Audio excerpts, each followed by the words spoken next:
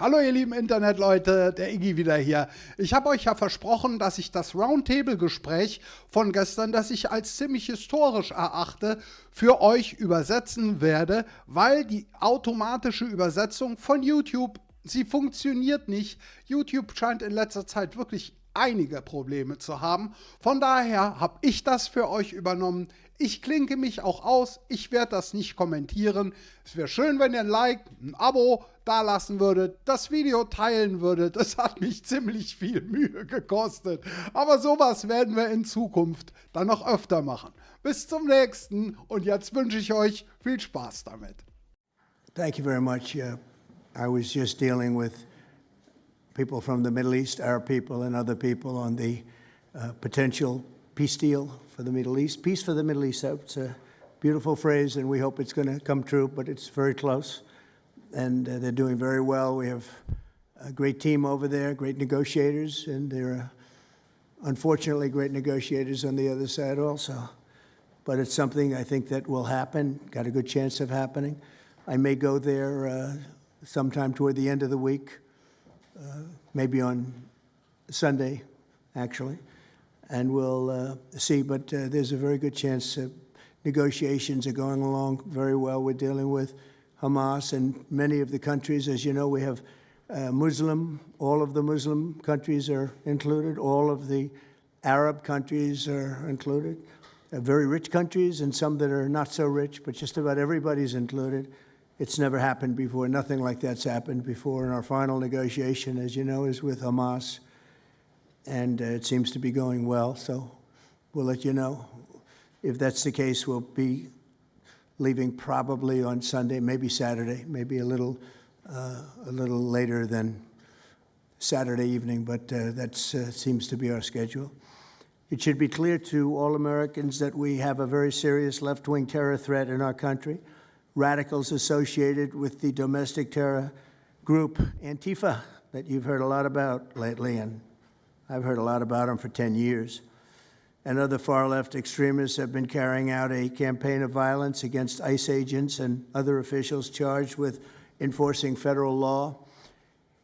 In Chicago, anarchists have surveilled at least 4 local ICE facilities and posted diagrams of the buildings online, meaning nothing but bad, accompanied by photos of specific ICE agents that they're targeting, one in particular who's a top person and a great patriot.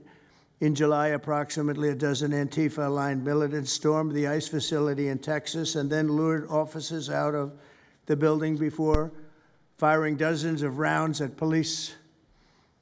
They were crazy, frankly, shooting one Texas officer in the neck.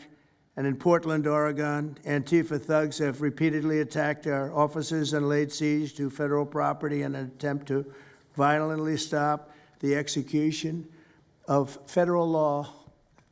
Everything we're doing is very lawful. What they're doing is not lawful. And what the governor and the mayor of, as an example, you could say of Portland and you could say certainly of Chicago, it's not lawful what they're doing. They have to be very careful. In addition, 2 weeks ago, a radical left terrorist in Dallas conducted a sniper attack on a local ICE facility, killing 2 people and leaving behind a note that read, "Hopefully this will give ICE agents some real terror." That's bad. This attack came the very same month that Charlie Kirk was assassinated by a far-left extremist who inscribed the words, "Hey fascist, catch," meaning catch the bullet, onto the bullet shelf itself. The epidemic of left-wing violence and Antifa-inspired terror has been escalating for nearly a decade.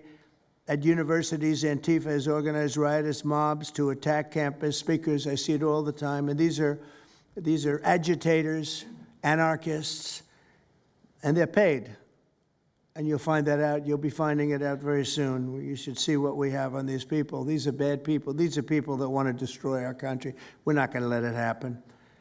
They've used armed gangs to assault local police in cities nationwide, and they've attacked journalists reporting on their crimes. So the journalists that report on their crimes, don't worry, you're very safe. I hope that's not going to turn you around, but they have been very threatening to people, but we're going to be very threatening to them, far more threatening to them than they ever were with us, and that includes the people that fund them. Probably some of the people I know, some of the people I dine with, but if they do, they're in deep trouble. So we're going to be looking very strongly at the people that are funding these operations. When you see the signs, and they're all made out of a beautiful, beautiful paper, beautiful, nice, stiff, very expensive paper, with beautiful wood handles, all the same color. They come from very expensive printing machines. These are not people that write out their signs in a basement that believe in something. These are paid anarchists. At least 3 of these courageous journalists have personally been victims of Antifa attacks. Andy No has been repeatedly beaten by Antifa thugs for his work in Andy is a very serious person, too, I have to tell you. I've been watching him for a long time. Is Andy here? That's what I thought. Hello, Andy. I thought that was you. You're looking better than you do out on those streets, huh? You look much better. It's nice to have you. You feel a little safer here, I think, maybe. Well, not that safe, because you have them. You have to worry about that. But thank you very much. Andy No has been repeatedly beaten by Antifa, and including one assault that left him with a brain hemorrhage. Only days ago, Nick Sortor was assaulted in Portland by a flag-burning mob, and we've made it 1-year penalty for inciting riots. We took the freedom of speech away because that's been through the courts, and the court said you have freedom of speech. But what has happened is when they burn a flag, it agitates and irritates crowds. They've never seen anything like it on both sides, and you end up with riots. So we're going on that basis. We're looking at it from not from the freedom of speech, which I always felt strongly about, but never passed the courts. This is what they do, is they incite. When you burn an American flag, you incite tremendous violence. We have many examples of it, many examples of it, and it's actually down on tape, and you see things happen that just don't happen unless it's the flag that's burning. Very recently, Katie Davis Court was hit in the face with a flagpole in Portland by an Antifa radical, leaving her with a very blackened eye. So, Katie, thank you very much. And I'd like to also say that I watched Nick. Where's Nick? Is Nick here? Nick? Hi, Nick. That was a rough time you went through. I hope you got my little note. I wrote you a note. Yeah, I really appreciated that. It helped a lot because it was a difficult situation. It was very stressful, and your note helped a lot. I truly appreciate it. I thought it was terrible, actually. I thought it was terrible. So we'll talk about it a little bit. Under the last administration, the Department of Justice targeted faithful Catholics, Christians, and patriotic parents as domestic extremists. They said, oh, they're extreme because they believe in God. They're extreme because they go to Catholic church, or evangelicals, where everybody was under the gun. Unless you were a really bad, sick person, then they left you alone. Under the Trump administration, we're going after Antifa criminals, and all who fund and support their campaigns are in serious trouble. And we have a lot of records already, a lot of surprises, a lot of bad surprises. It's people that you would never think. I want to thank Attorney General Pam Bondi, who, by the way, yesterday was incredible in Congress. It was amazing, and she just did it from the heart and the brain, because she's very smart, in all fairness. But she did it from the heart, and she did it an incredible. Everybody was talking about it. She exposed some of these fake senators, these terrible senators, people like Blumenthal that had a phony war record. For 20 years, he talked about it, what a hero he was, and it turned out he never went to Vietnam. For 20 years, he talked about being a hero in Vietnam. Then it was exposed when he said what platoon he was with, and it was exposed that somebody was watching from that particular platoon. They said he was never with us. And then he went out and he cried, and he was ready to drop out of the election. And disgraceful. And then he looks at people like Pam and he starts criticizing her, and she's a patriot. And they ought to do something with that. You know, we have a young congressman that's right now in jail for lying about where he went to college and other things. It was, you know, frankly not good. It was pretty bad. But it was nothing compared to Blumenthal. I mean, what Blumenthal did, he was for 20 years a hero, a great war hero. And then he sits back and, you know, sanctimonious kind of a guy. looks down, how dare you do this to the American public, you know? What a fake. But I thought Pam was incredible yesterday, as well as Secretary Kristi Noem, who's really out there courageously, and I appreciate it, Kristi, amazing what you're doing. FBI Director Kash Patel, who's really coming up with some great information, Kash. It's great. Keep it coming, because there's plenty of it. Deputy Attorney General, one of the best lawyers you'll ever find, Todd Blanche, who I know personally is a good lawyer because I'm here. Thank you very much, Todd. Good job, Todd. Let me ask Attorney General Bondi to say a few words, and then we'll follow it up with Secretary Noem and Director Patel. And we're going to have some of the people around the table, very courageous people, and they're going to be talking, journalists, almost all, and they're going to be talking, and we'll take some questions from the press at the end. Okay, Pam, please. Thank you, President Trump. And as you made clear, Antifa is a domestic left-wing terrorist organization. We've seen them on video for years because they wanted to be seen and they got away with it. They beat journalists, they attack courthouses, they attack police stations, they dox and assault our law enforcement officers. The Biden administration let them commit these crimes with total impunity for years. So did Democrat leaders like Pritzker and Mayor Brandon Johnson. Last week, independent journalist Nick Sorter was arrested just for protecting himself against Antifa. I saw it online and I called Nick. I couldn't believe what happened. He did all this just trying to save our American flag from being burned. He was pushed down and assaulted, yet the local police arrested Nick, not the Antifa thugs who did this to him. Antifa feels empowered to operate in the open because weak Democrats have turned a blind eye to their actions. Their hatred for President Trump and for law and order agendas fuels their violence. We've seen more than 1,000% increase in attacks against our ICE agents since January 20th. Secretary Noem is out there fighting for you firsthand to keep our federal officers safe, to keep our federal buildings safe, and we're not going to have it anymore, these thugs. We saw what's happening in Portland and Chicago, and you saw what happened in Dallas. No longer. This is not activism, it's anarchy.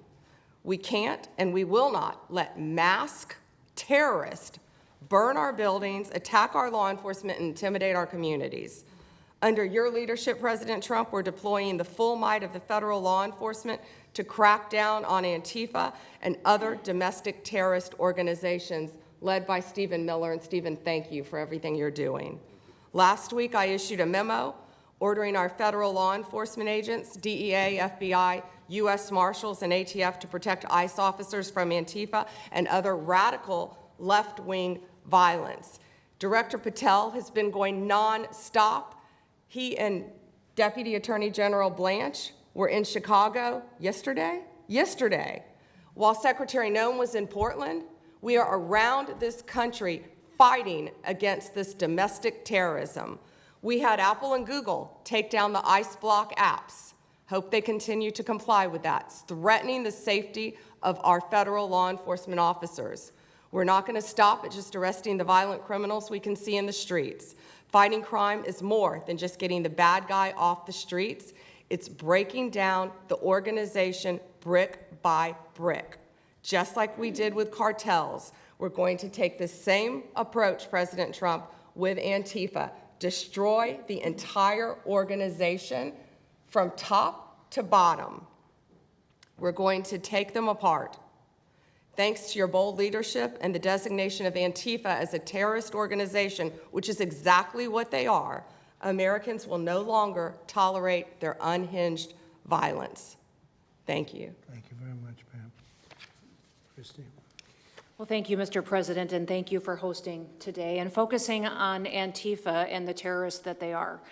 Let's not make any mistake. These individuals do not just want to threaten our law enforcement officers, threaten our journalists, and the citizens of this country. They want to kill them. Their agenda is to destroy the American people and our way of life, and this president is standing in their way. He is stopping them from bringing their death and their destruction to the individual citizens in this country that just want to raise their kids and their grandkids in peace and in safety. I want to also thank everyone around this table for being so bold and so brave, for standing up and recognizing the threat that Antifa is to our way of life. By recognizing how advanced they are, how sophisticated their networks are, how they've infiltrated our entire country, and we're seeing them play out with their tactics from city to city, and how they have built out their funding mechanisms. And sir, I also want to thank our Treasury Secretary for his work in getting to the bottom of these funding mechanisms and individuals who are perpetuating this violence on our American cities. I was in Portland yesterday and had the chance to visit with the governor of Oregon and also the mayor. They're in town, and they are absolutely covering up the terrorism that is hitting their streets. While you talked about some of the stories of our ICE agents, our Border Patrol agents, how they have been attacked, how they have been shot at, injured, the damage that they've done, these leaders in these local cities, along with Pritzker and Johnson, ignore what's going on, or, sir, they're helping Antifa cover it up. We have arrested dozens of individuals that are Antifa members or affiliated with them, and I want to thank our Attorney General for prosecuting them and making sure they never see the light of day again. They have been so bold in making sure we're bringing those individuals to justice. One of the individuals we arrested recently in Portland was the girlfriend of one of the founders of Antifa, and that we are hoping that as we go after her, interview her, and prosecute her, we will get more and more information about the network and how we can root them out and eliminate them from the existence of American society. I want to thank the new journalists here today for telling their stories and for being able and willing to go to the streets and to cover what's happening here in America. Many times the legacy media has looked the other way, refused to tell the stories. The networks have not really focused on what this is and what damage it is doing to our country, and how this network of Antifa is just as sophisticated as MS-13, as TDA, as ISIS, as Hezbollah, as Hamas, as all of them. They are just as dangerous. They have an agenda to destroy us, just like the other terrorists we've dealt with for many, many years. And today is the day that we have a president that won't tolerate it and will stand up and fight for the American people. So thank you for being here, for being so bold, and for standing in the gap at such a time as this. It will matter, it will make a difference, and your life will be one of significance because of what you've done today. So with that, God bless you, and thank you, Mr. President. Thank you very much. Thank you. Cash, please. Thank you, Mr. President. Mr. President, the American people gave you a sweeping mandate in your victory in this election cycle, and they demanded safety and security for our citizens. And your administration, with your leadership, has provided us with the resources that we need, which is a whole-of-government approach to go after criminals absolutely everywhere, not just outside of this country, but within this country. And that takes a whole-of-government approach. The interagency seated up here with the Department of Homeland Security, our Attorney General, our Deputy Attorney General, and your White House staffers, including Stephen Miller's leadership, has allowed us to go out there and map out these networks. What we are doing at the FBI is simple. It does not require rocket science. We are following the money. Money never lies. And that's what it's going to take to bring down this network of organized criminal thugs, gangbangers, and yes, domestic terrorists, because that's what they are. They are harming everyday citizens in every single one of our communities. And the folks you see here on the right and left, they're some of the bravest men and women we have today. They're reporting the stories live time because the mainstream media won't cover it. They're putting their lives on the line. They're standing up for the flag. The least we can do is stand up for them. So you have my thanks. I read more of your stories than I do theirs because you guys are putting out the truth. And we deserve a country where you are protected as equally as they are. We, in this FBI, will go after with the criminals with a vengeance. We will not rest until we find every single seed, money, donor, organization, and funding mechanism that we have. And I want to echo the Secretary's comments on Scott Bessent, who's allowing us to map out these networks through their financial criminal activities, which has been going on for decades. And I would like to remind the American public, they built this diseased temple of corruption over decades. And in 8 short months, Mr. President, you have crippled their foundation because of your leadership here, because of the interagency, because of people like Deputy Attorney General Blanche, and because of Attorney General Pam Bondi's fearless leadership to go after criminals wherever they are. They will not be able to hide. They were able to hide and conspire with prior administrations, and we are exposing their corruption from within.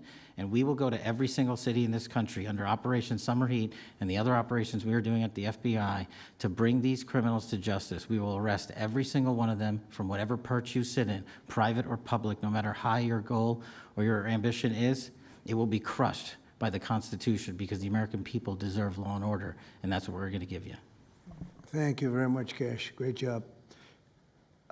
Maybe we'll start over here. Would any of you like to say something? Feel free. You can say it in front of a fine group of people, also journalists and reporters. You want to start? Sure. Go ahead. Absolutely. President Trump, members of the cabinet, really appreciate you guys bringing this together. And the fact that we are here today on such short notice shows how serious you guys are taking this issue of trans terrorists and frankly, the cities and police departments that are cooperating with Antifa, such as Portland. I mean, the Portland politicians are literally willing to sacrifice their own citizens just to appease these Antifa terrorists. It's sickening. I've seen it firsthand, obviously. When I went to jail that night, never expected it to happen. I thought that they were maybe removing me for my own safety. It never crossed my mind that I was the one that was being arrested for a crime after I was just thrown into a hole. I heard from the Department of Homeland Security after I had gotten out of jail, and one of your, I won't say exactly who it was, but somebody very close to Secretary Noem over here, said that they were legitimately worried for my safety in the Portland jail. But luckily, the Portland jail was, I was the only one there, essentially, because they don't actually arrest people in Portland, besides conservative journalists, I guess. So, look, I'm glad that it was not a good night for me. Let's just say that. It was not fun sitting in that jail, but I'm glad to see what has come of it. And I've been able to talk to a bunch of FBI agents, ATF agents, DHS agents that I didn't even know existed until I went there and went to that ICE facility.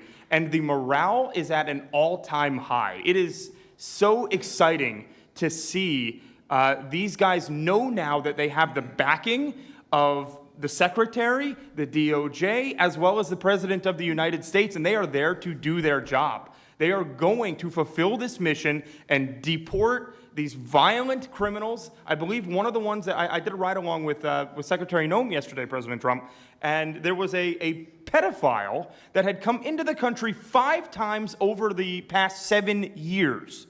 7 years, and apparently under the Biden regime, that was just allowed to happen. That was fine, no problem.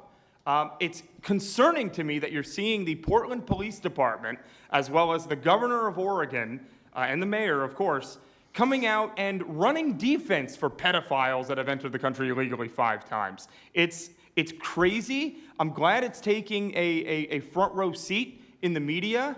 And, they're being forced to talk about it in reality because, we're the ones that were on the ground. We're the ones that are actually reporting what's going on. Much of the legacy media has been either ignoring it or covering for Antifa for years now. So thank you guys so much for taking this seriously. And President Trump, you mentioned that flag. So remember, you put out a truth right after That's right. I saw that. Took this flag from that man that was burning it in the street. I saw it. Do you know who he is? Oh yeah, I know exactly who it is. So why don't you give it to Pam? Give it to the Attorney General, and let's start prosecutions. Yeah. I actually have a second flag that he tried to burn as well. So I have 2 of them from the same guy. Well, you also saw what happened when that flag started burning. Everyone went crazy. That's right. And that's when it started, when they started burning the flag. So thank you. If you could give the information, it would be great. Absolutely. And at least that horrible night made you famous. He was already I got a text from the President of the United States, so I appreciate that. And President Trump, after that happened to Nick, I called Harmeet Dillon and we opened a pattern and practice investigation into the Portland police very publicly as to how they let this happen. Thank you, sir. Mr. President, Brandy Cruz, you're going to hear us be very fired up today, and you can tell, and it's because some of us have been covering Antifa for 15 years and have never had anyone in a position of authority even acknowledge their existence. And I'll also tell you that I think that had you not done, the single most powerful thing you've done to deal with this scourge has been acknowledging that Antifa is a real thing. I genuinely believe there would be people at these tables who would be dead today and would have been killed in Portland had you not called them a terror organization and said we're going to bring the full weight of the federal government to bear. I talked to Katie Daviscourt in Portland the other day. She'd been assaulted all summer. And she said the same thing. They didn't seem as quick to violence as soon as you made that designation. So they're thinking in their heads, they're worried. There's been 24 or so arrested in Portland. They don't want to go to federal prison. There's this video of them, one of them who was in the face of an ICE agent, and then he's in custody shaking. Once you take the mask off, they're nothing. And I was told by probably a dozen people not to tell you this. I'm going to tell it to you anyway, because it's relevant to what we're talking about. I'm living proof that you can recover from TDS. I had strong Trump derangement syndrome for probably 8 years. This is one of the reasons I recovered from it. And by the way, it's much better to not have TDS. I'm happier, I'm healthier, more successful. I even think I got a little more attractive after I got rid of my Trump derangement syndrome. Yes. You know, I'm a reporter in Seattle, and frankly, I could not care any less what any of you have to say about this meeting. Could not care any less. We're not here for you. I'm not here to convince any of you that Antifa is a real thing, because if you have not come to that conclusion by now, you are never going to come to that conclusion because you don't want to see it. And you're going to go and you're going to say it's a bunch of right-wing conservative influencers who are here spinning a tale. I was one of you. I was a mainstream reporter in Seattle for 10 years. I was a TV reporter on the streets doing my job, and I was still assaulted by Antifa. So it's not about being conservative. It's about people who go there and show what they're doing. And when I saw, after all those years, that the media wouldn't be honest about what was happening, that Democratic politicians wouldn't be honest about what was happening, I thought, well, gosh, if they're not being honest about that, maybe they're not being honest about President Trump either. And it opened my mind to just looking at things for what they were. And now I find you quite funny, actually. Now, like I said, I'm much happier about it. But, you know, for me, again, I could not care any less the stories that they go to print. This is what I care about. We have 3.5 years. Nothing is guaranteed, although I think if Democrats keep it up, we'll probably have Republican presidents for the next 3 decades. But nothing is guaranteed, and so what I want to see over the next 3.5 years is a full court press to dismantle Antifa once and for all in a meaningful way. I know, Andy, we talked before this about some ideas. That's really what we want to, I don't care what the media says, I don't care what Democrats say. They will never wake up to this fact. So we want the federal government to take as many of these cases as possible, look at the interstate travel between Portland and Seattle when it comes to these people who are committing violent acts, and hopefully in 3.5 years, they will be a shell of their former selves. Very close to that, and it's Antifa and many others, Yes. unfortunately. There are many others, bad ones. Most have been named terrorist organizations. There are a couple that we're going to. But I think we've got it pretty well covered. But there are many others. But very specifically today, it's Antifa, and it's really bad. And we're going to get it cleaned up. Andy, do you have something? Thank you very much. I'm glad you no longer have TDS. I feel very good about that. Fully recovered. Thank you. Thank you, Mr. President and members of the Cabinet. I have a lot of gratitude, and a little bit about my background. I'm born in Portland, Oregon, from there. And growing up, it's always been left-wing, very progressive. And I liked it. It had cafes and artists and those who lived a bohemian lifestyle. And in 2016, I was a graduate student at Portland State studying political science. I was an editor at the student paper there, a very progressive paper. And I was assigned to cover the election night demonstrations. Well, the elections night protests turned to riots, 3 days of violent rioting in Portland. And it was the first time that I saw groups dressed in black with their faces covered. This is 4 years before COVID. Some of them were waving the black flag of anarchism, some the red flag of Marxism. And within seconds, they would ravage one street to another, to another, to another.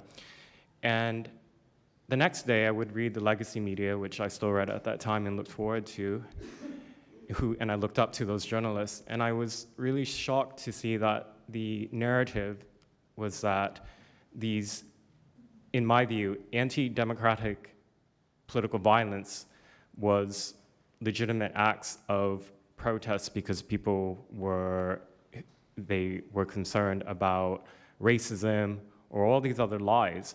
And so for the next 4 years, I just continued going out with my video camera. I thought, look, people can ignore what I write because of spin, but videos can quite speak for themselves. And in 2019, it led to me nearly losing my life. I was covering another Antifa protest turned riot. At that point, had been routine in Portland. And then I was ambushed in a mob beating. And I had never been in a fight. I didn't even realize that I was being assaulted until seconds in. And the punches came from everywhere on my head and my face, and I was bleeding out of my eyes and ears, and then they threw all the drinks in my eyes to humiliate me further and to laugh at me. And I was rushed to the hospital in an ambulance and CT scan, and I had subarachnoid hemorrhage, which is bleeding in the brain. I nearly died. And after surviving that, the reporting that I saw in liberal media it seemed to suggest that I had deserved it because they branded me far right. And some even went so far as to suggest that I maybe faked my injuries. A BuzzFeed reporter asked for my medical records, which I did provide, but this felt so, it's like because I didn't die in that attack, there was another round of people who wanted to finish me off. But I continued, and then 2020, Portland was really the epicenter of the longest political violence. Those months of riots, I was on the ground, undercover, and there was an assassination there. There was a supporter of Donald Trump named Aaron Danielson who was shot dead by a self-described Antifa member who then fled out of state and died in a shootout with US Marshals. In 2021, I returned undercover, naively thinking that enough time had passed, and was chased through the streets of downtown and beaten, nearly choked out. The person who was trying to choke me out held me so tightly that I had the blood, the vessels in my eyes burst. So one of the symptoms were my eyes were completely red after that, and I was hospitalized. So thank you so much for acknowledging Antifa and for directing your administration to treat them as domestic terrorists. It's going to be really challenging because how they organize is that they are decentralized, autonomous, and they operate on deception. And we're still to this day told that they don't exist, that it's a figment of our imagination. I think the DOJ could look at federal conspiracy charges. The state of California and San Diego County last year broke up an Antifa cell in San Diego. And I think maybe perhaps the State Department should designate Antifa, its international arm, as a foreign terrorist organization, FTO. So thank you so much for this invitation, Mr. President. Thank you very much, Andy. Great. That's a rough time you had, huh? So the chokeout was almost the end, you felt? Yeah, that was my only near-death experience in my life, and I'm quite shaken when I think about it now. It really feels unbelievable to me that on the streets of America that this type of violence against citizens could become so routine and accepted and cheered on by people. Although, in the immediate aftermath of Mr. Kirk's assassination, we saw again that type of depravity play out on quite large swaths of the left. So there's a deep sickness that's in this country right now, and it pains me a lot to acknowledge it. Yeah, the amazing thing is you look at Portland, and you see fires all over the place. You see fights and, just violence. It's just so crazy. And then you talk to the governor, and she acts like everything is totally normal. There's nothing wrong. It's almost like, are you waking up from a dream or something? You see it on your network. You see it all over the place. And it's so bad. It's so crazy. It's like the movies you see for the kids. I guess not only the kids, adults also, where you have these bombed out cities and these bombed out people. It's like worse than that. I don't think they could make a movie as bad. And then the governor will get up and say, I don't know why they're coming here. It's such a wonderful place. And the amazing thing is the people want us to be there. The people, when they get the real people that live there, many of them have left, but the real people want us to be. The same thing in Chicago. So they've had 60, 70 murders over a short period of time. Murders, people that got shot. They've had hundreds of people shot, and then a guy like Pritzker, or this low IQ mayor, gets up. He got up, he's got a 5% approval rating, And the people are all against him. They want people to come. Beautiful black women are wearing a MAGA hat last night on television. Beautiful people. And they said, we don't care who comes, just stop the crime. They don't care, frankly, they don't care if it's National Guard and military. Send in anybody you want, stop the crime. And they're afraid to go out. They can't even go out. And then a guy like Pritzker, think of that, 50, 60, 70 people over a short period of time murdered, actually murdered, mostly gun violence, but knives, but gun violence, they're murdered, and hundreds of people shot. They had one weekend where they had like 18 murdered and 71 shot. But they said, you know what their excuse is? Yeah, but it was a long weekend. In other words, it was a long weekend, so that was okay. And then Pritzker gets up and he says, like, I don't know what they're talking about. We don't have crime here. They're crazy. I think actually they're petrified. You know, their families live there, everything else. I actually think they're scared. Pritzker was a failure in his family. They threw him out of the family business. Guy's a loser. But you know what? They actually, I believe they're scared. They're actually frightened for their lives. Jack, please say a few words. Mr. President, thank you so much for having us here today and holding this roundtable. Antifa is real. Antifa has been around in various iterations for almost 100 years in some instances, going back to the Weimar Republic in Germany. And it's now been just under 1 month since we saw a far leftist murder Charlie Kirk, and we saw thousands upon thousands of people, other far leftists and people in positions of authority, people like nurses and pilots and doctors and HR departments, celebrating the death and the murder of Charlie Kirk. This sickness that's out there is absolutely real. And Mr. President, thank you for mentioning the fact that one of the bullet casings read, "Hey fascist, catch" on it. One of the other bullet casings right next to that had Bella Ciao written on it. Now, Bella Ciao is a song that is known in Antifa circles as the international anthem of Antifa. And all of us around this room that have studied Antifa, we're very familiar with these symbols. And Mr. President, I think the situation is getting worse. When you look at people like Luigi Maggioni in his 20s, Thomas Matthew Crooks, of course, who took a shot at you, sir, the ICE shooter in Dallas, and now this Tyler Robinson, we're starting to see a pattern of more and more murderous violence. And this same violence is not just random. It is targeted assassinations, which are getting worse. And every single one of us in this room that goes out there, and obviously you as well, sir, and all the staff, we are now under that threat every single day. And working there at Turning Point USA, and I've spent just about the last month out there in Phoenix with Erica, with the family, with the team. And I will tell you this, Mr. President, even though going through something like that, which is an absolute nightmare, and people say, you know, what was it like to speak in front of all those people? It was horrible. Every second of it was horrible. But we're not going to quit. And Turning Point USA is continuing the tour that Charlie was on. We had 6,000 people when we went back to Utah. We had 5,000 people last night in Montana, if you can believe that. We are continuing to organize on campus. We are getting more and more people coming out in the face of this threat, knowing what happened to Charlie. But Mr. President, we need to do something about this, because I fear that the next one who could be killed could be sitting at this table right now. And we're not going to stop. But they need to stop, and they will not stop until they are stopped. Thank you. Thank you, Jack. I appreciate it very much. One thing I have to say is that Washington, D.C. was almost as bad.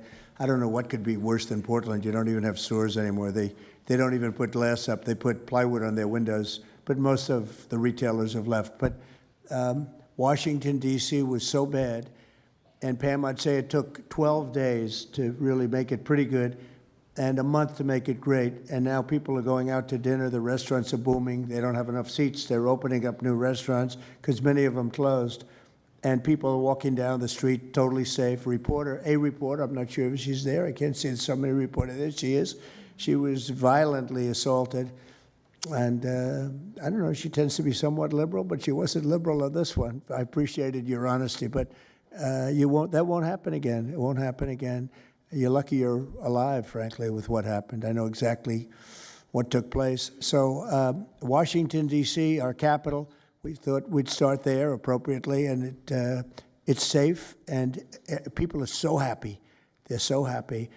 And now it's a couple of months. I went to dinner there. I felt totally safe. I gave a press conference right in the middle of the street, which I don't think Secret Service was thrilled about. But, you know, I'll tell you what, I wouldn't have wanted to do it 6 months ago. It's incredible what happened. Now we're in Memphis. As you know, we're having a great impact in Memphis. It's been only a week, but it's, Cash, I hear it's been amazing what's happening there, just very early. But you take a look at D.C. and you take a look at some of the other. We've had a big impact. What we haven't said, because Pritzker said, well, crime is going down in Chicago. Well, 5 months ago, Cash went to Chicago with a lot of FBI agents just to prepare it, so that we went in with, I guess you could call it a surge, call it whatever you want, but would be even more effective. And we're going to be doing that, and very, very strongly doing that, because Chicago is a very unsafe city. It's a great city. The head of the Union Pacific Railroad said, sir, please save Chicago. It's a great city. It can be saved. Other cities are gone. I mean, they're lost. They can get better, but they're just really, they've been so decimated. But I'm so proud of what they've done so quickly in D.C., and it's taking place quickly in Memphis, where we were asked to go by the mayor and by the governor. And it's really incredible what we can do and how fast we can do it. Let's go for two more. Would you like to go? And then Katie, you'll go. Okay, please. Yeah, thank you, Mr. President, for having us here. And, you know, not to sound like a broken record, but it needs to be said that Antifa is real. Yeah. It's real. It's a threat. I just saw them last weekend over in Portland while they're causing mayhem over there. And the reason why they're such a big problem is because we have Democrats and a lot of people in the mainstream media refusing to acknowledge that they even exist, right? So how can we as a country begin to address it if we have large swaths of, you know, these people who are supposedly decision makers and, you know, people who are supposed to inform, they don't want to say that it exists. You know, because the common argument is like, well, they're not a real organization because there's no national leadership, they don't have a national headquarters, so how can law enforcement go after a group that doesn't exist like that? It was, well, you know, law enforcement goes after criminal groups that organize to rob banks or do smash and grabs.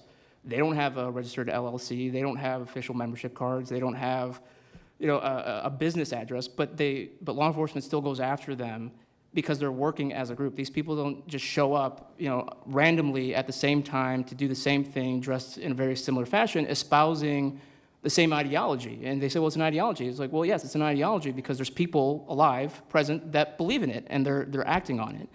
And so I've been very well aware of what Antifa's been doing. I was very busy during the riots in 2020. That was probably my most exposure to them prior to this year. You know, I've been at the ICE facility at Broadview. I'm originally from the Chicagoland area, unfortunately, but that's where I grew up around. Like I said, I was in Portland. I was covering the riots in Los Angeles as well. And probably one of the most disturbing parts about that is, in addition to Antifa being present, they were tagging the streets with CJNG, which is Cartel Jalisco Nueva Generación, which is a cartel. So you have these people who are working basically in concert with other terrorist groups to say that we're here, we're present, and we're gonna attack federal agents and people who are gonna expose what we do. And so, to be clear, political violence, sustained political violence that we're seeing in this country is not a both sides issue. I was, I was at Charlie Kirk's memorial in Glendale recently. Conservative gathering, totally peaceful.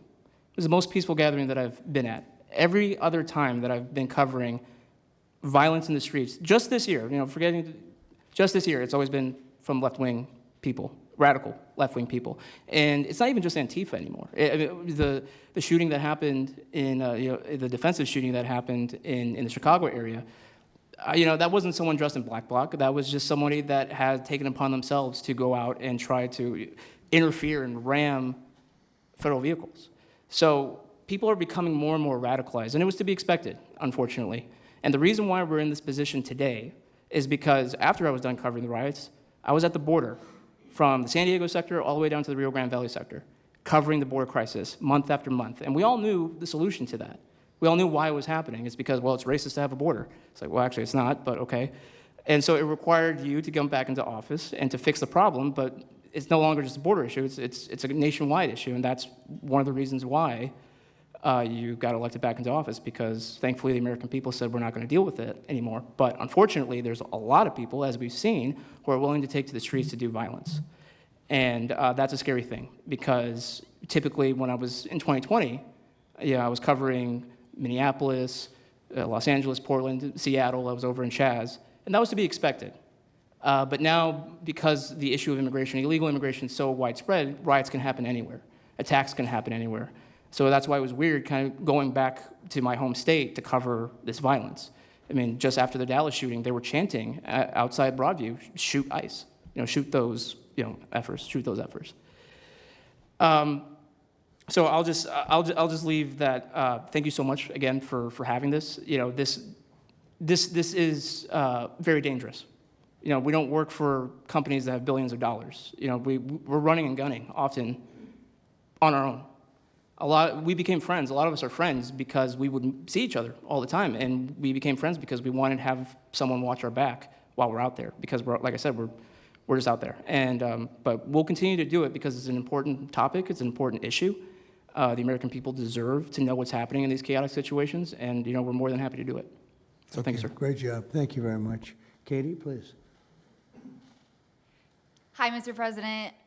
It is an honor being here today, and I first wanted to start by thanking you guys for designating Antifa a terrorist group. It's exactly what this group is.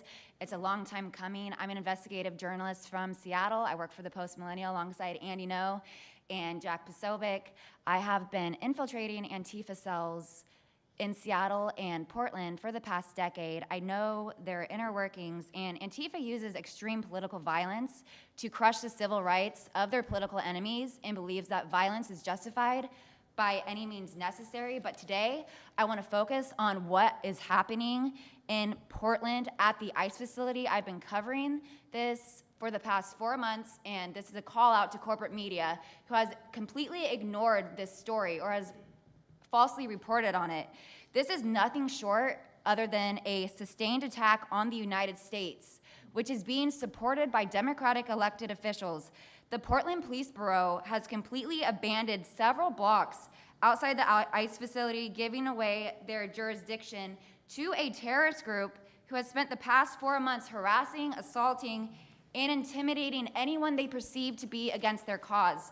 Not only have federal agents been relentlessly assaulted for more than 100 consecutive days, black-clad anarchist militants concealing their identities behind black facial coverings have been assaulting reporters just for trying to cover their crimes.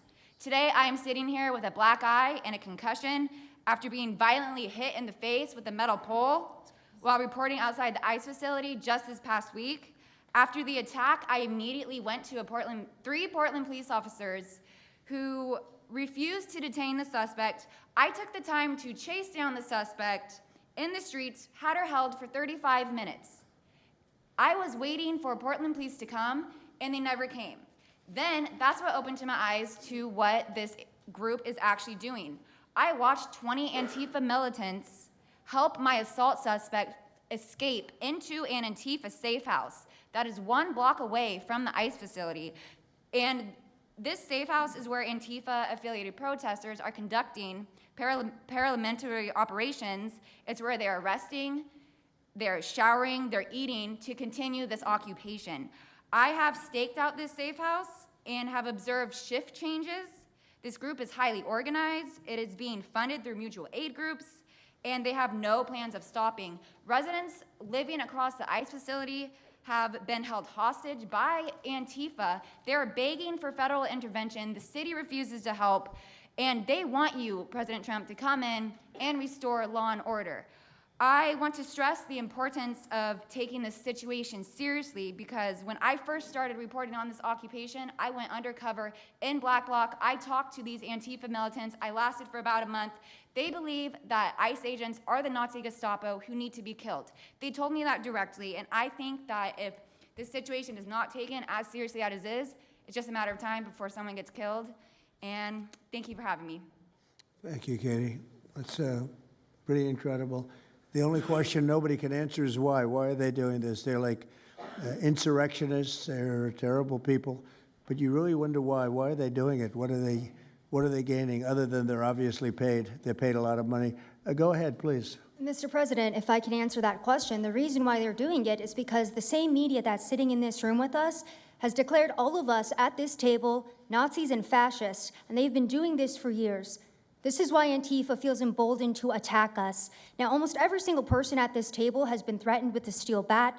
We've been assaulted, we've been harassed, we've been threatened, and that is in huge part due to the media. So my message right now is for you guys, because 2 years ago, or back in 2020, by the way, I was censored for my reporting on Antifa here in Washington, D.C. You were talking about how safe it is now, Mr. President. It wasn't so safe back then. Back in 2020, I watched as a father was being mobbed and surrounded by Antifa members as his terrified, crying children looked on and the police here did nothing. I watched as a woman had her hair violently ripped out of her skull simply for waving an American flag on the streets of Washington, D.C. And by the way, if you guys try to go and find any of this footage, you won't find any of it because Twitter deleted all of it because our president shared my reporting and they deleted my entire account immediately after. So now, if you want to know what happened in 2020, all you're going to see is the media headlines that said that it was fiery but mostly peaceful. Thanks for that one, CNN. The reality is that it was an extremely violent period of time, and for the last 10 years, Antifa has been wreaking havoc on law-abiding and innocent American citizens, and it needs to end.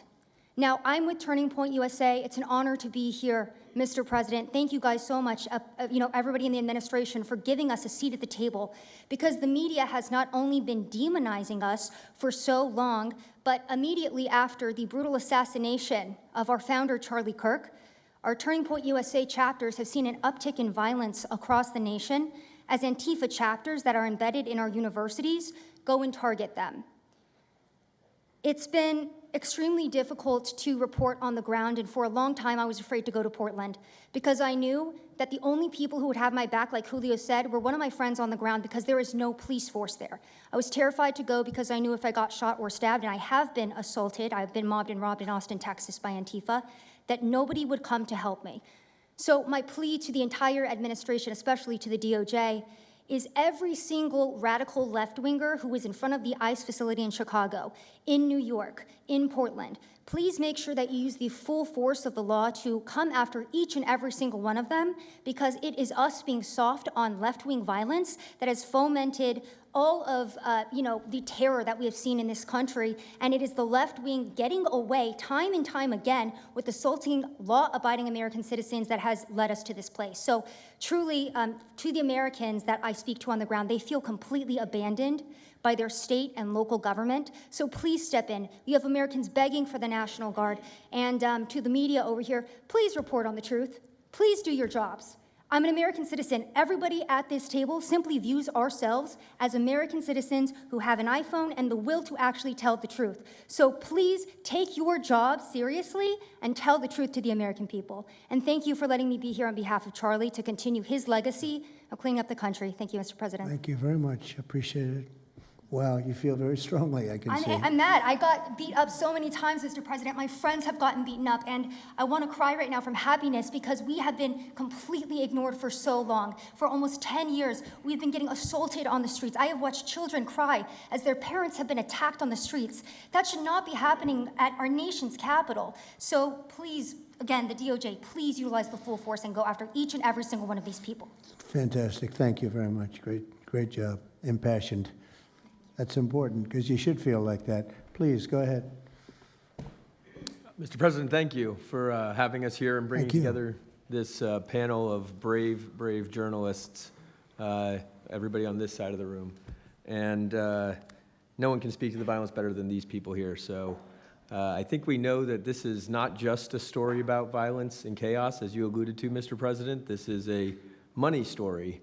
And at the Government Accountability Institute, my colleague and I, Peter Schweitzer and our team, we followed the money, and we followed it to the top of what we call the protest industrial complex, Riot Inc., and we found a network of NGOs. It's not just the Soros network, the Open Society network, it's other funding networks, the Arabella funding network, the Tides funding network, Neville Roy Singham and his network, Foreign Cash.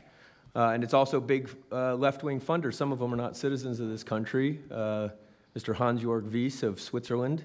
They're pouring money into this entire ecosystem. And so I want to share 3 money facts with you about what we call Riot Inc. Number one, like any corporation, Riot Inc. has many divisions. It doesn't just have the Antifa boots on the ground division. It has PR divisions. It has marketing divisions. It has a very well-funded legal division to get these boots on the ground back on the streets as quickly as possible. But it does have those investors that I mentioned. Number two, we have identified dozens of radical organizations, not just the decentralized Antifa organizations, but dozens of radical organizations that have received more than $100 million from the Riot Inc. investors. These would be the lawyer groups. These would be the groups that advocate for calling good, honest Americans fascists, et cetera. And then 3, I think the most shocking thing is that we have found that more than $100 million in U.S. taxpayer funding has flowed into these funding networks, including at least $4 million to these very groups themselves, not just Antifa types, but there was an event in Atlanta called Stop Cop City. Over 60 rioters were charged with domestic terrorism. These groups received money for that from both the billionaire class as well as taxpayer money. So one other thing, this money helps fund the decentralized crowdfunding platforms. These are ways that Antifa, the John Brown Gun Club of Elm Fork, which had links to that attack on the ICE facility, the Socialist Rifle Association, and just because they don't have LLCs or EIN numbers doesn't mean they can't get paid. Some of these funding platforms, crowdfunding platforms, are funded by this network that we call Riot Inc. So again, I want to thank you for your leadership, for the whole cabinet's leadership on this. We're going to keep following the money and appreciate everything you're doing, sir. Do you know the name of any of the funders? Do you know the names? Because if you do, I'd like you to give them to Cash or Pam. Absolutely. Or Christy. Yeah, we'll do that. As soon as you can. That's all of you. Because you probably know the names after a certain period of time. You tend to find out.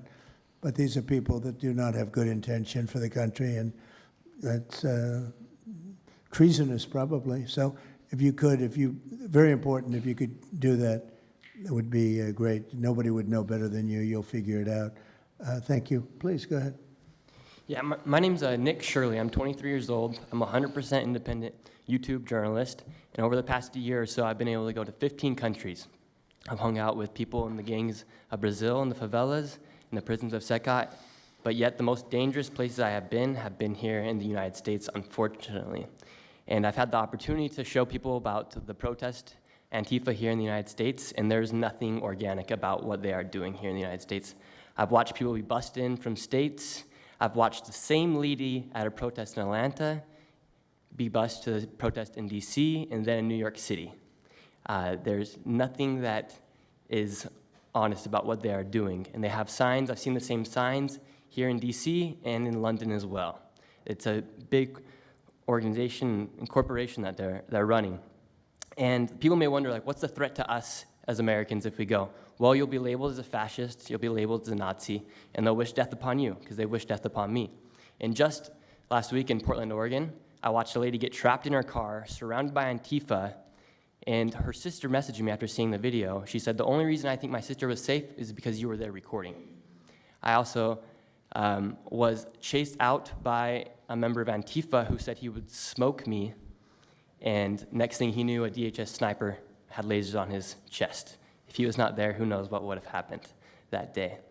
These people are very dangerous, and people wonder how they're able to do it. It's the reason is because these cities are not enforcing the law. And why should these people be worried if the law is not being enforced? And we are not far right, nor are we far wrong. We're just right.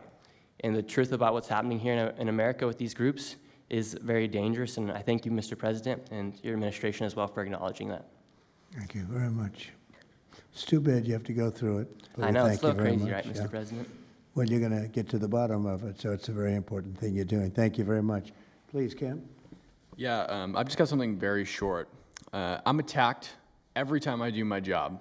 When I leave my house to go to work, I am violently assaulted. I've had guns pulled on me. I've been bear sprayed. I've been beaten down. I've been almost killed. So my question for all of you is how would you feel if every time you showed up to work, masked militants tried to kill you? Because that's how we feel. That's our lived reality. And you guys go and tell us that we're liars, the riots aren't that bad, right? I've never seen any of you guys on the ground. In fact, I've never seen anybody representing the companies you work for on the ground. You guys come to us for interviews that never get published. Stop saying we're lying. We're not. We risk our lives every day to do the job that you guys are too afraid to do. What network would you say is the worst, if I could ask?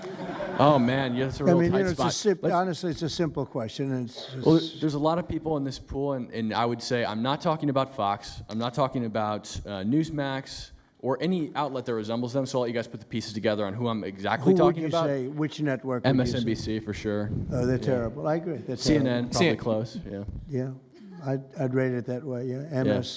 MSNBC, that's Brian Roberts. Yeah. That he allows that to happen is a disgrace. Absolutely. And CNN is second. Yeah, second. I would say CNN is not quite as bad as MS. MSNBC is not really a news site anymore. Oh, MSNBC is sick. Yeah. They're sick. Well, sir, it's also else? just the stories that they publish about what's the ICE enforcement operations that are so heavily slanted that it's no longer, as I was saying, no longer just Antifa, but Americans that are becoming radicalized. So they've been very irresponsible with how they've been reporting. Who is that? MSNBC, for example, they're... Would you rate them the worst? Probably. Who would you rate second? Well, they ran a story about an operation in Southern California about how a father of 3 Marines was arrested, and they made it seem like they just did it because he's brown. But there's video of that same man charging at the agents with a weed whacker. Now, I've worked with weed whackers back in the day, and you don't want to be on the receiving end of one of those. So that's why he was arrested, but the story was presented as if it's a brown guy just simply being arrested. And I've been around ICE agents, and I'm a citizen, so I feel fine. But it's just that's why. It's not just Antifa. It's not happening in a vacuum. It's it's working in conjunction. I think they work in conjunction with some of the media. I think ABC is very bad. I think NBC is very bad. And CBS has a new owner, so we have hope for CBS. CBS has a great new owner, my opinion. But I will tell you, ABC is terrible. NBC is terrible. NBC's MSNBC too. They changed it. They moved it over legally so they couldn't be tainted by the words MSNBC, but they are absolutely terrible. There are a lot of them. What about independents? Independent networks. They're a little bit better, but I would say that we're an example of how you don't need to be part of a super large company to be able to do just basic journalism. All you got to do is sit and record, and you'll let the story play out. And that's why they hate us. That's why Antifa targets us. Well, I watched a level of dishonesty that's incredible, where answers are changed. Like just before the election, an answer was changed by Kamala. She gave a horrible, death-defying, election-defying answer, and they took the answer out and they replaced it with another answer that she gave 5 minutes later, having to do with a different subject, but at least it wasn't election-defying. No, the level of dishonesty with the media is incredible, whether it's on Antifa or many of the other groups. You're talking about Antifa, and I know that's close to your heart because that's the one that's most affecting you, but there are others that are as bad or almost as bad as Antifa, having to do with different people, different sections of the world, but it's terrible. We're not going to let it go on in this country. We're not going to let it go on. And a big problem is not all of them, but some of the networks out there. And you do wonder why. You really do. Okay, please. Go ahead, yeah. Mr. President, thank you again. Thank you. My name's Jonathan Cho. I am an investigative reporter for Frontlines Turning Point USA. I'm also a senior fellow at Discovery Institute in Seattle. And I cover far-left extremism as well as the homeless drug crisis in America. And I find it oftentimes those worlds intersect. And hot off the presses, what I wanted to bring to your attention today is a report from a Capital Research Center here in DC in conjunction with Discovery Institute. They just put out this study right now. And what it shows is that Antifa is heavily embedded in the homeless and housing nonprofit sector. In many cases, the homeless industrial complex is running cover for Antifa. Antifa is benefiting from American tax dollars, and they're essentially being used as the muscle. Let me give you an example. There's a group called Stop the Sweeps in many U.S. cities right now. They get in front of encampment sweeps. What they're doing quietly is they're bringing in Antifa militants to manufacture a crisis to make the police look bad. Another group right now that is behind Antifa and working with Antifa very closely, based on the research that we have right now that we're going to give to you and your team, are the Democratic Socialists of America, also known as DSA. Again, these far-left progressive groups tend to be aligning themselves with Antifa. So finally, in closing, what I wanted to thank you again, Mr. President, is that a few months ago, earlier this year, you put out an executive order on homelessness and the drug addiction crisis in America, and that's sent the entire homeless industrial complex on the run. You have absolutely moved the needle and changed the game. But what's also come out, again, is that there is a connection, a deeply embedded connection with the homeless housing nonprofit game in America, connected to Antifa and the far-left activists. And finally, I just wanted to say that all of our resources at Turning Point USA and Discovery Institute are at your disposal, and we will continue, again, to carry on the legacy of Charlie Kirk. He would have wanted us to pursue and chase the story. Well, he was a good friend of mine, as you know, and he helped us get elected. Us, it really is us. It's even some of them, but not too many of them, not enough of them. And did you notice when we mentioned CNN and MSDNC, the cameras went off. 2 of the cameras immediately went off, but they're not going to cover it anyway. The problem we have is that this is a very important meeting, but you'll see very little press about it. These are major statements being made by major people, including the people right here, and you're not going to see too much about it. They don't like to cover this kind of thing. So it's very dishonest what's going on there. I think the press is a big factor. Please, go ahead. Thank you, James. Mr. President, thank you so much for having us all here to bring attention to this matter. You know, you did mention MSDNC, CNN, a handful of those other outlets that have been lying about, I mean, various things, but especially what ICE, the brave men and women over at ICE have been doing.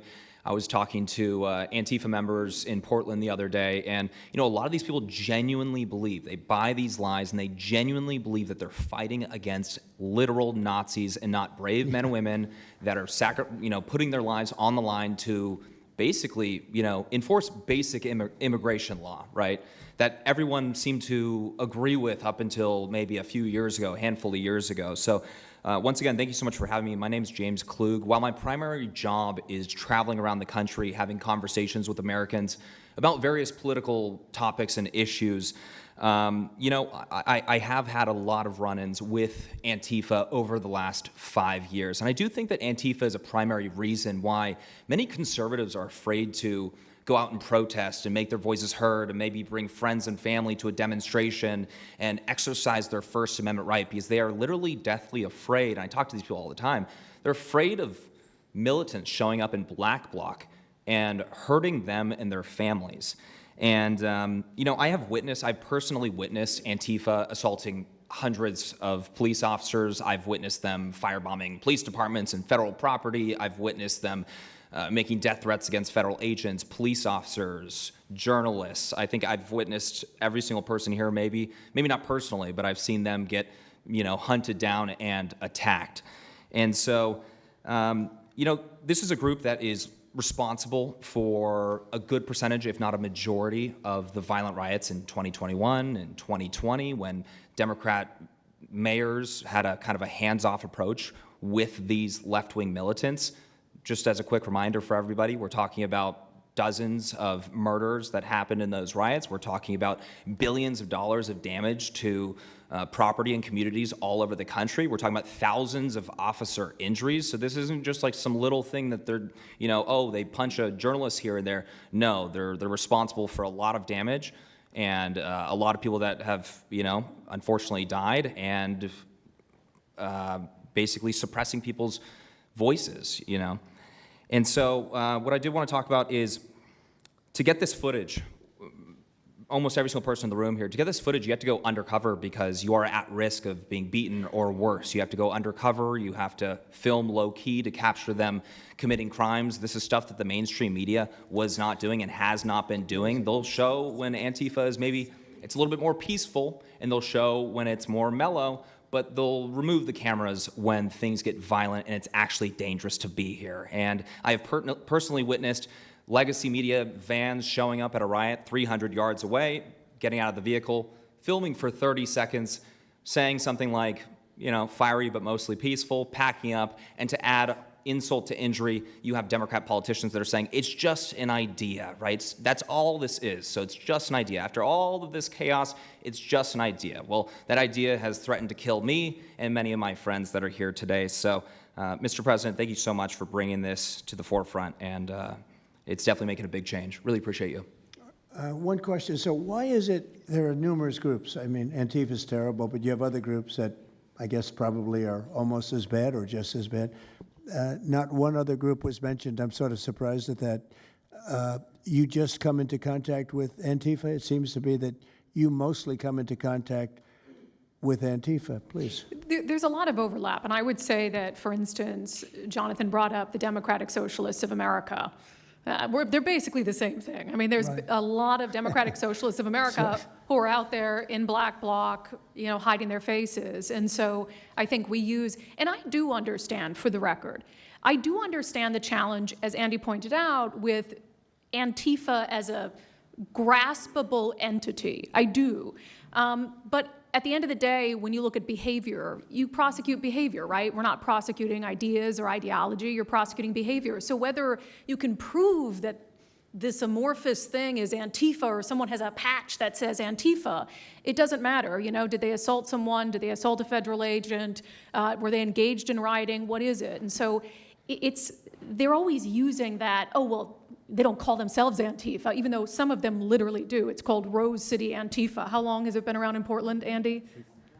Since 2007. They call themselves Antifa. In Seattle, I was outside the federal building, and they were yelling, "There's no police here, this is Antifa land."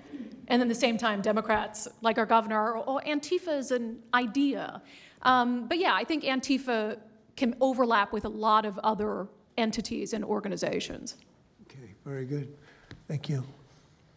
President Trump, I just wanted to add this real quick, because you were asking which mainstream media outlet is the worst. What I think, it's any of them that decided to call Kilmar Abrego Garcia Maryland Dad. Because when I'm out there on the street talking to these people, they call Maryland Dad is this human, he's actually a human trafficking MS-13 gang member that's illegally in the country. But the amount of people on the street that I spoke with that thought that he was a U.S. citizen that was being deported to Uganda is dangerous. These people genuinely believe, based on what comes out of the garbage standing over here, that you guys are deporting U.S. citizens.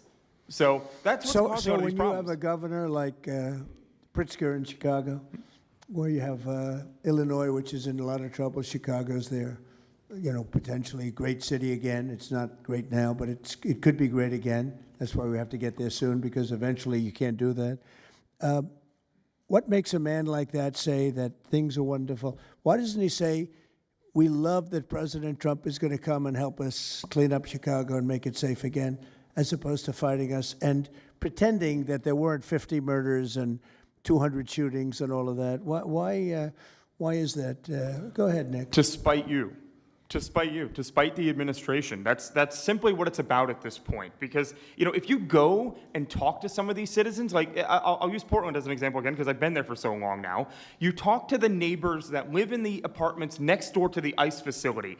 There are veterans with PTSD that live there, and they're here all night long, screaming, fireworks being lit off by these rioters, children crying because they, can't sleep at night and they're scared of all the noise outside, and they can't leave. They got a lease. You can't just leave. These people aren't wealthy individuals, and that's one of the major problems here. And these people are afraid to come out and speak out, and they're getting no help from their government at all. They've been begging for the noise ordinance to be enforced outside of their apartment complex for months now, and the city of Portland has ignored them every single time.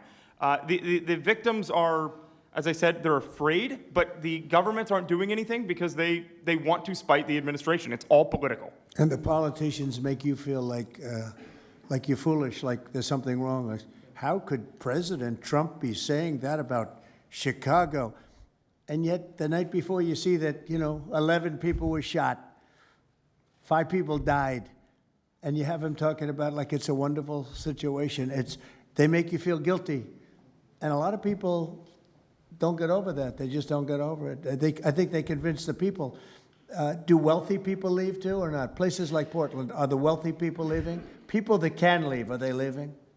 I think that they're moving to the areas that have been gentrified. I mean, the Oregon governor, when she was saying, we don't need Trump here, she's walking around, it's a very tight shot, if you notice that. And she said, Portland's just fine, you know, look at me. And they'll focus on the couple areas of Portland that are very nice. Well, she was saying that, and there were explosions in the background. Yeah.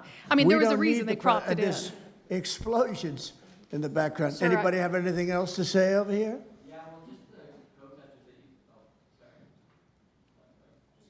And then we'll get, should we be taking questions, or is it just a waste of time? Because they can ask questions, but, well, there's Brian, he's good. But you know what? In a way, it's a waste of time, because if you give a great answer, they don't put it on. If you give a horrendous answer, or even if you give a great answer, they make it sound like it's not a great answer. They're very dishonest. Go ahead, Nick. Yeah, and I think part of that dishonesty comes from what they see. For instance, I've never been asked to go on any other show besides Fox News. My clips go viral everywhere, but they've never even asked, like CNN's never asked, MSNBC's never asked, and a lot of times when I go to hotels, I'll stay and I'll watch like MSNBC. Fortunately, their ratings are terrible. They are terrible. MSNBC is dying, and CNN is dying like a dog. And poor CNN, it's so pathetic. It is very pathetic. You ever see their anchors in the evening? Nobody ever heard of them. Where did these people come? I could take anybody off the street in Washington, D.C. that do a better job. Yeah, and it's not hard to show what's going on these days. You literally have an iPhone and you can post it on X. They don't believe in the star system, you know. It's just one of those things, right? Okay, Nick, you finished, Nick? Yeah, Are you very finished, much. Nick? Good job. Thank you very much. Well, you've been through hell, I tell you that, but you're really incredible patriots, incredible people. Go ahead, please, Brian. Brian, go ahead. I'm so thankful for each and every one of you here right now, and I'm very grateful that my network, Real America's Voice, has partnered up with many of you. Jack Sobin, you have a show on a network. Many of you, Savannah, have appeared on a network as well, so thank you for being here. My question is this: in terms of following the money, I would just notify that the city of Austin is cleared to vote tomorrow to basically waive a $120,000 fee so that a No Kings, basically an anti-Trump rally, can occur in their city. They're bypassing the fees, rolling into the taxpayers. So my question is to you, what can the people of Austin, Texas do right now to make sure that their tax dollars don't fund a No Kings anti-Trump rally coming up? Well, you just tell me that I would love to do something about that. Bring a lawsuit, do something. You know, the best thing you can do is have honest elections, because the elections are totally rigged in so many of these places. You know, you take a look, the people, they're all loving you. They can't breathe. They love so much, every one of them. You don't see one negative. Then all of a sudden you lose the election by 20 points. The elections are so rigged, and we proved that in 2020 more than any other time. But even the last election, there were areas that I won by much more. We won in a landslide, but I actually won in more of a landslide than we thought. I said, you got to get out, make it too big to rig. And fortunately, the people made it too big to rig. They tried. But the biggest thing you can do is have honest elections. You know, if you don't have, and you need great media. You need borders. You need borders. Wait. You need borders. You need honest media. You need honest elections, and you have a great country, and you need all three of them. Yeah, go ahead. To a lot of these radical groups that you talked about inside here. So thank you for removing. I would like you to make a big deal, though, if they're waiving a fee, but I guarantee they wouldn't waive it if it was it's not Trump. If it were a conservative rally, they wouldn't be waiving it. So maybe you can look into that, Pam. Todd? That sounds like one for Todd, Pam. Go ahead, Todd. Good luck. Thank you.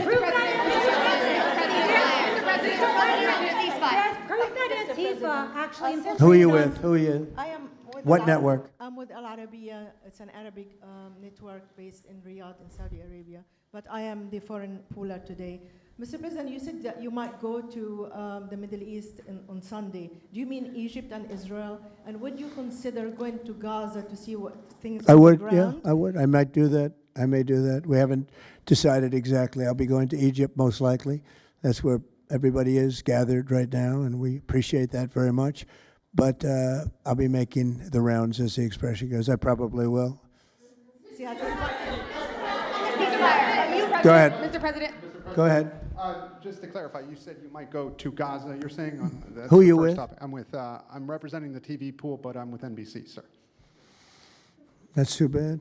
Go ahead. Well, just to clarify, you said you might go to Gaza, and then the second question I had earlier today, you said the mayor of Chicago and the governor of Illinois should be jailed.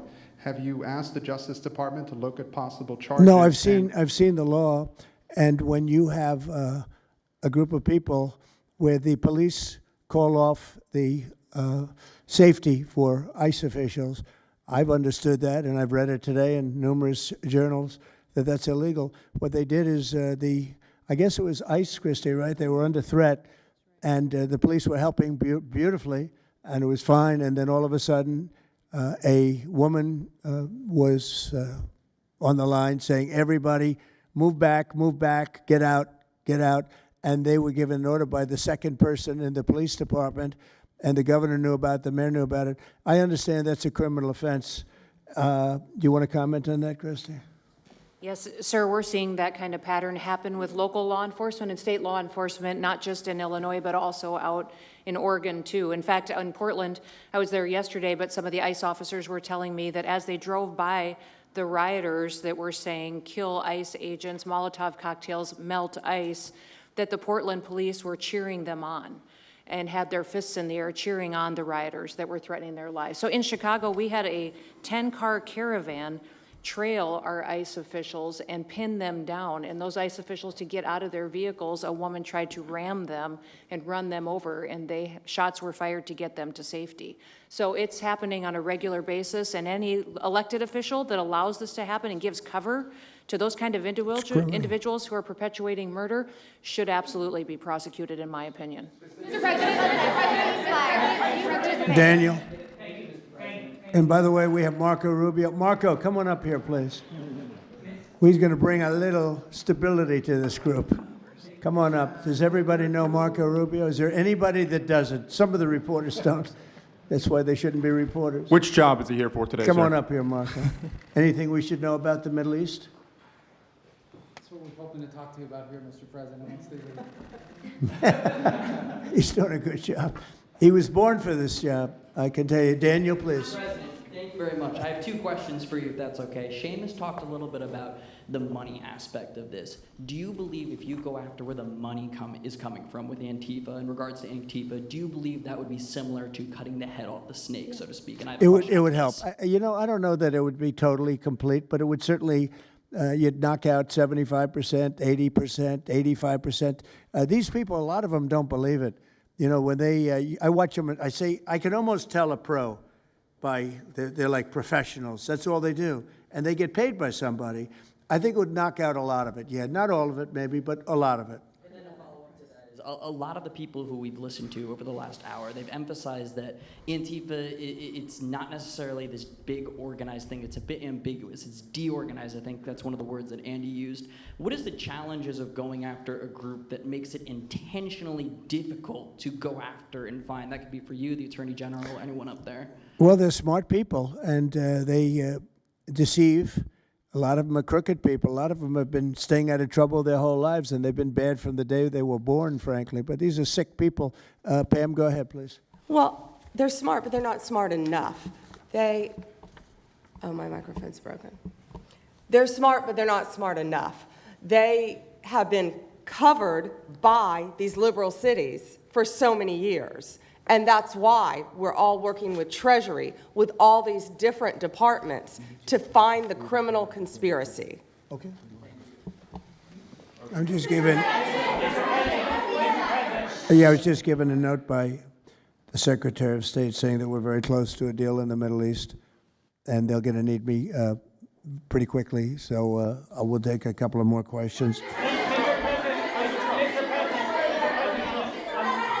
Please. Thank you, sir. I also have two questions for you, if I may. Have you given any more thought to possibly suspending habeas corpus to not only deal with these insurrectionists across the nation, but also to continue rapidly deporting illegal aliens? Yeah, it's suspending who? Habeas corpus, sir. Oh, I don't know. I'd rather leave that to Christie. What do you think? No, sir, I haven't been a part of any discussions on that. right, go ahead. In the ceasefire This is negotiations. CNN speaking, by the way, so. Are you You know, this personally is participating? one of the worst reporters that you'll ever see. I don't even want to take a question. It's a waste of time. Go ahead. Mr. President, how will you decide which workers get back pay and which workers do not? Well, we're going to see. Most of them are going to get back pay, and we're going to try and make sure of that. But some of them are being hurt very badly by the Democrats, and they therefore won't qualify. Go ahead, please. What will the administration do to foreign Antifa organizers and funders who are located overseas? Go ahead. In the yellow, please. So the Nobel Peace Prize will be announced on Friday. You've been nominated by many world leaders. By many, many countries. That's by many right. countries as well as the hostage families. Do you think you will win? I have no idea. I mean, look, I did settle. Marco would tell you we settled 7 wars. We're close to settling an 8th.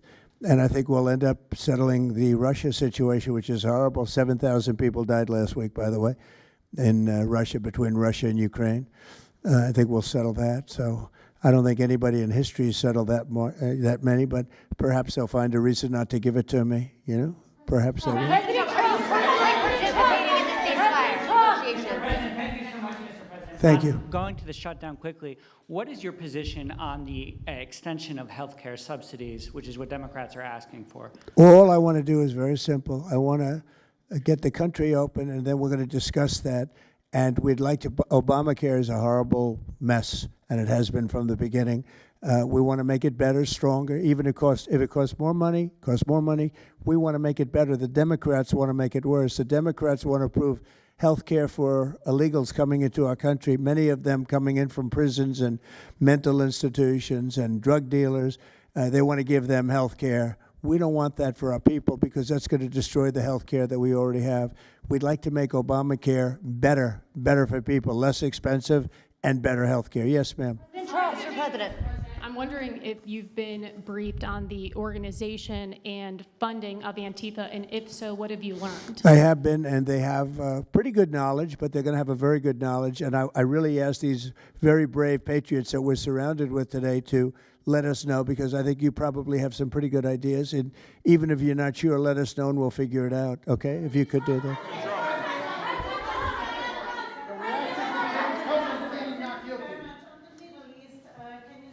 You're from Italy? No, I'm from France. Can you specify how close we are to the deal? Would that be announced today, tomorrow? And do you want to see the hostages released before you travel to the region? No, I think I'll probably go maybe before the hostages are released or shortly thereafter, pretty much shortly thereafter. Yeah, please. Participating in these negotiations. Go ahead. Who are you with? Who are you with? The Center Square. I had the honor of asking you originally if you would designate Antifa a terror organization. And I stand here before you today, and I'm echoing what Andy said over here. Are you going to work with your administration as the Secretary of State's here? Are you going to work with your administration to designate it a foreign terror organization? You mean a terror? Antifa? A foreign terror organization. Well, has that been done? Pretty close, right? Would you like to see it done? Yes, Mr. President. Do you think it would help? They have foreign links I'd be glad all to across do it. I Western think it's Europe. the kind of thing I'd like to do. If you'd like, does Middle everybody East. agree? If you agree, I agree. Let's get it done, okay? Let's get it done. Marco, we'll take care of it. Mr. President. That's international, you mean? Yes. International. Mr. President. Sounds good to me. Foreign terror organization. Steve, are you okay with it? Yes, it's true. There are extensive foreign ties, and I think that would be a very valid step to take. Good, I think so too. Yes. Good, I think it's a good point. Thank you. President, are you planning on personally participating in this? On the shutdown, we are now about 1 week away from military service members missing their paychecks. We'll always take care of our military. Would you encourage Congress to pass a standalone bill to pay our service members? Yeah, that probably will happen. We don't have to worry about it yet. That's a long time. You know what 1 week is for me? An eternity. 1 week for me is a long time. We'll take care of it. Our military is always going to be taken care of. Yeah, please. Blue dress, blue. President, Rebecca with Blaze News. I'm curious to know, so you're talking about the money funding these Antifa organizations, and somebody brought up Roy Singham, I think it was you, who, by the way, is married to one of the co-founders of Code Pink, this infamous left-wing organization. I'm curious to know the administration. Who is that? Who is that? Roy Singham. He's married to. No, did you say they're here? No, he's not. A journalist brought him up, but I see. Okay. Yeah. Okay. Seamus, thank you. Good bring up. Excellent. Go ahead. He's somebody who's been reported on extensively, and I'd love to know what the administration is going to do to actually bring consequences to some of these names. You mentioned. Well, I don't know the name, but I would like to ask Pam to take a look at it. You know, a lot of the best information we find are through you and other people like you. So I'd like you to look at it, Pam.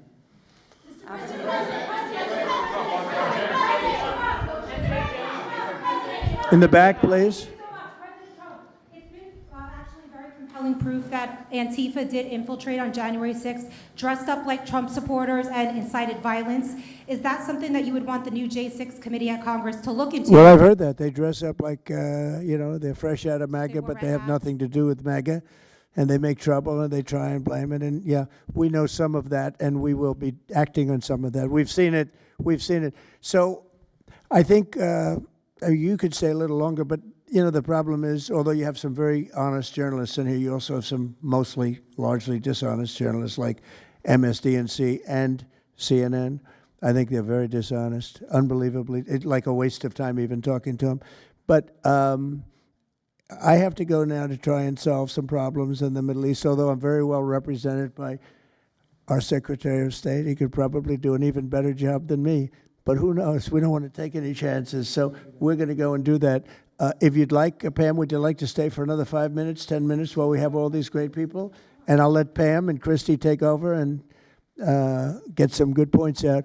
I just want to thank the people around the table in particular. You've been amazing. You've been brave. You're real patriots. You're real patriots.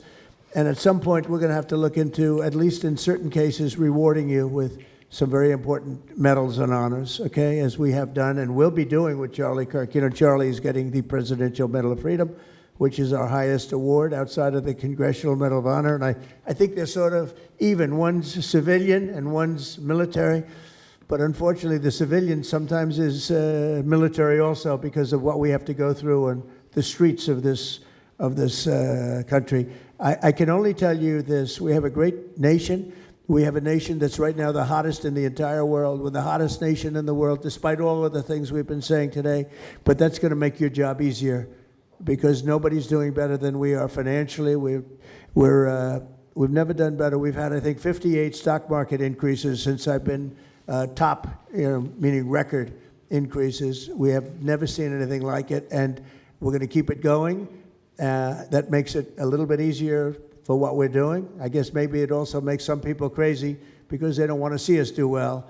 But we're the hottest nation anywhere in the world, and we were a dead nation 1 year ago. I say it all the time. We were a dead nation. Now we're the hottest nation in the world, and that's said to by every leader. One of the reasons that we have every country already signed up or just about to sign, every country in the world on this whole mess we have going over with Hamas and the Middle East and all of the things you see, is they respect our nation. A year ago, you wouldn't have been able to get it. You certainly couldn't have gotten it with Biden. You didn't know where the hell he was. But a year ago, you wouldn't have been able to have a situation like this. So I just want to thank the people around this table and certainly the officials around the table because they've been incredible. They've been brave. And I watched yesterday, Pam, and I watched a little bit. I thought it was so good. I rounded up and I watched it late in the evening because I thought you were fantastic yesterday. You really, look, you had some wonderful senators, some great politicians asking you very fair questions, and you had some real slime balls. But I thought you were amazing, so thank you very much. And Christy, thanks for the great job. Cash, thanks for the great job. Always my man back down there. He's the silent type, but he's a hell of a lawyer. Thank you all. We're going to get peace in the Middle East. That's what we want to do. Thank you very much, everybody.